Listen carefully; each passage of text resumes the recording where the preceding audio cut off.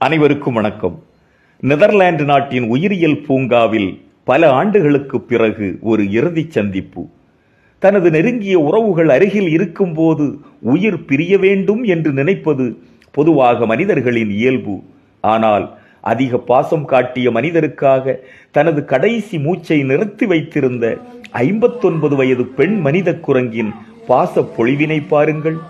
குழந்தை பருவ முதல் நேசித்து உணவூட்டிய பாசமானவனே, எனது இறுதி நாளில் என்னை காண வந்துவிட்டாயா என்று கடைசியாக புன்னகை மொழி பேசுவதை பாருங்கள்.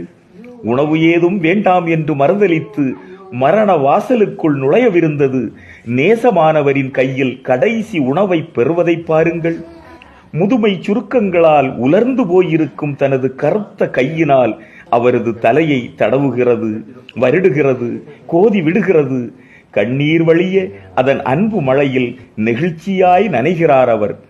பற்கள் அனைத்தும் விழுந்து போய்விட்ட தனது பொக்கை வாயால் ஏதேதோ பேசுகிறது, சிரிக்கிறது, அழுகிறது.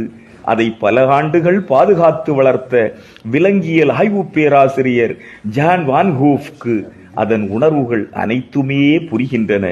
உண்மைதான், அன்பானவர்களின் உளறல் மொழி கூட அன்பாளர்களுக்கு புரிந்து விடுகிறது. நன்றி.